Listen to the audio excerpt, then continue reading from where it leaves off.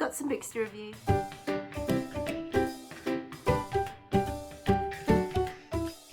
Everyone, I'm here today to talk about some of the books that I have read recently. There are 5 books, and I'm going to just go through them in no particular order. This book that I'm going to talk about is the one that I most recently read, purely because it's at the top of my pile, and it's this one.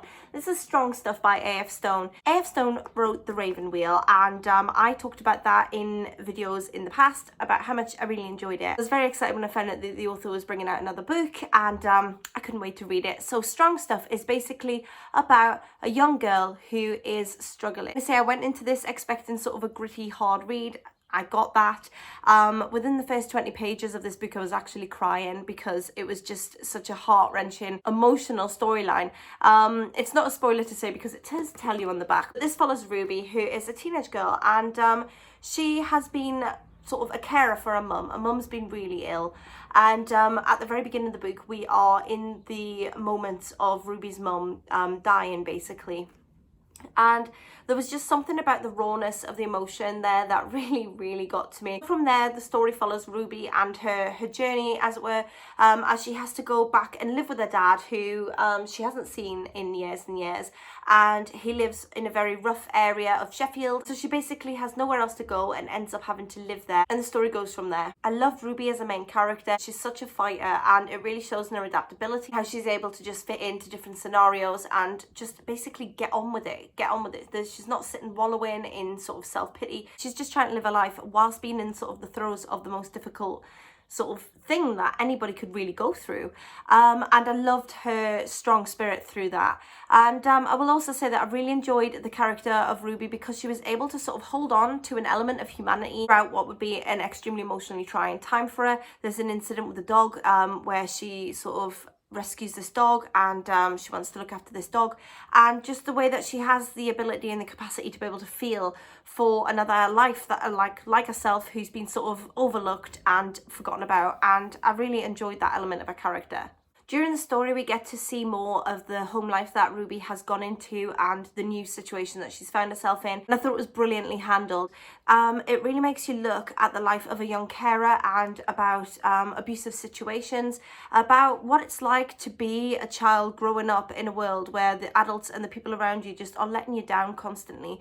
And there was just something that was just, as I've already said, so raw and so honest about this book that I ploughed through it, and I really enjoyed it. I don't want to say too much about the plotline because I don't want to give anything away. But I will say that a strong theme through this is friendship, and how the people around you can help get you through certain situations that you might find yourself in. Even though this is sort of a book that follows a teenage life, I do think that this would translate very easily to any adult readers, because I'm not a teenager, I haven't been a teenager for a long time, but I've really enjoyed this and it's left a mark. Next book that I've got to talk about is this one. This is Hour of the Witch, and this was sent to me by my friend, and I just couldn't wait to get into it, if I'm honest. It had everything that I enjoy. It had witchcraft accusations, it had historical fiction, it had a very strong female character, and so I was hooked. And did I enjoy it?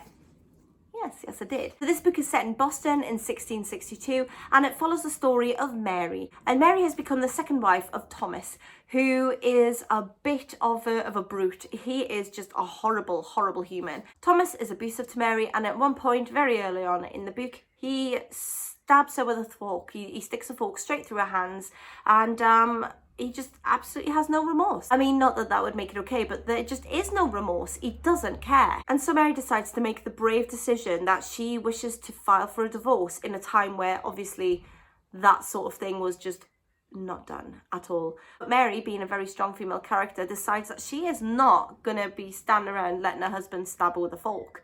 However, unfortunately, Mary opens a huge can of worms when she decides to go forth with this sort of proposal to have a divorce from her husband, and people start to say things about Mary. People start to accuse her of being potentially bewitched or possessed, and in a small town in the 1600s, right at the time of all of the witchcraft trials, accusations like that don't go unnoticed, and they quickly spread like wildfire. And I found this book fantastic. I loved the character of Mary. I loved how she just was taking absolutely nobody's rubbish. She didn't care what happened to her. She just wanted to make sure that everybody heard what happened to her.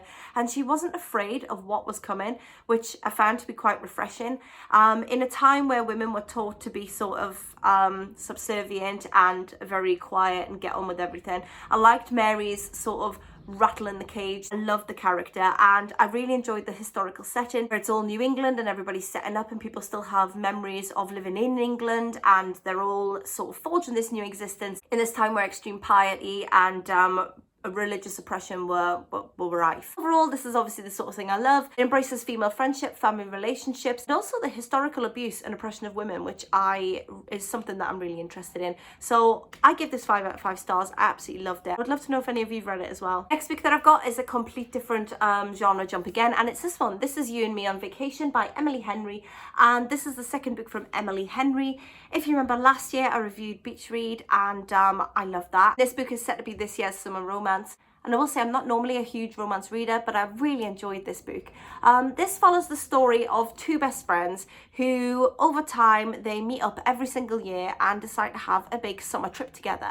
And on one of the summer trips, something has gone wrong. We don't know what it is. And it has led to sort of an estrangement in the friendship. And it's been 2 years since they really spoke to each other, but they have this long connected interwoven past. It's drip fed to us gradually through sort of flashback scenes to all their different summer holidays and all of the different things that they've gotten together. And it gives you this overall sort of building picture of a will they, won't they situation. During this time, they've both had different relationships. Some have been very serious relationships, some not so serious. And there's just been this underlying sort of inkling where you can sort of see the moment where things might slip just out of the friendship and go into maybe a relationship situation. But as of yet, they've never done that. Now it has reached the point where Poppy has decided that she wants to reconnect with Alex, and she orchestrates this last final attempt for them to go on one last summer trip before they eventually settle down into all their different lives. And she wants to make everything right for the disaster that happened 2 years previously. And it is brilliant. It's very easy to read. It's funny. There's some laugh out loud moments. There's some moments where you'll want to cry. And there's a lot of on the edge of your seat moment where you just want these two people to get together. I really adored this book. As I say, it was a fun read, and it's definitely one for sort of the romance fans out there. And anybody who wants sort of an uplifting summer read, this one's the one for you. The next book that I've got is yet another subject jump. This is Breathe Free by Nina Jones, and this book is, as I say, something completely different. This is a story that follows a situation that involves migrant workers, which is something that I've never really read anything about before, but it was a very eye-opening read. This is another sort of YA book that would definitely also appeal to adults, and it follows the story of Emma, who has been dealing with a lot emotionally. But during this time, she stumbles upon a migrant worker camp, and she ends up meeting this girl called Anya. And Emma and Anya hit it off, even though Anya can't come out of the migrant worker camp, and they have to meet sort of through fencing each day. And Emma's parents are just not impressed with this new friendship that she sparked up. They don't want her making friends with the girl at the migrant camp. And they try everything that they can to stop her. However, very early on in the story, disaster strikes when there is a raging fire at the migrant worker camp, and Emma doesn't know what's happened to Anya. She doesn't know where she is. She doesn't know if she's been moved on. She doesn't know if she died in the fire. She knows nothing. But what she does know is that she has this absolute burning desire to find out what happened to Anya. And so she goes. She runs away from home and starts to chase the trail that Anya has potentially left behind her, following tip-offs from people, and she ends up in some very dire situations. This book is an intriguing portrayal of lost hope and passion all mixed in one. It focuses on the very difficult situation where you have a teenager who's very passionate about something, anything, it could be anything, and the parents just don't get it and understand that their child is basically becoming an adult now and may need a little bit more support there, which was an element of the story that I found extremely interesting. This book also captures the teenage mind absolutely perfectly. The way that teenagers quite often will have that sort of blinker situation where they see a goal and they go for it, and there isn't a huge amount of outside thought into how your actions can affect everything. And I found it compelling to read how Emma's huge acts of selflessness are actually also huge acts of selfishness, and the way it was put together to be able to portray both sides was really well done. This book really makes you think about privilege and what it means to come from a certain country or a certain culture, and basically what is on your birth certificate and what doors it can open for you. This book really got me thinking about how lucky I am to be born where I was born and brought up where I was brought up. But the way it was done was not done in a preachy way at all. This was still an entertaining read, but also a very heart-wrenching read, and one that could be used to open the doors to conversation about things such as privilege and race and things like that. Overall, I know it's a different read for me, but I really did enjoy this book. The final book that I read is this one. This is A Trip of One's Own, and this is by Kate Willis. And I was offered this for review, and I was very interested to read it because it follows different women's stories and different trips that women have taken throughout history. And as you know, I love women's stories and women's voices, and I was really interested to read this, and I wasn't let down. I found it really interesting. This is a book filled with inspiring women alongside Kate's own story of her own personal journey. And Kate herself was inspired by these women travelers because she has reached a pinnacle point of her life where things have changed. She finds herself getting divorced after only a year of marriage, and she feels like she needs a trip to get herself out of that headspace, get herself just away. For Kate, she worked as a travel journalist, so she was able to escape from it all. And I found the interweaving stories really interesting. Lots of humour throughout this book, lots of witty anecdotes, and there's enough in this book to keep everybody engaged. It's had quite a literary prose to it. There were lots of references to art and literature and history and all sorts of things like that. And I found it fascinating, and it made me think about my own solo journeys, because I've been on a few of them myself where I've travelled by myself, and I enjoyed reading these other women's journeys alongside thinking of my own as well. And after being in lockdown for so long, it really reignited my sort of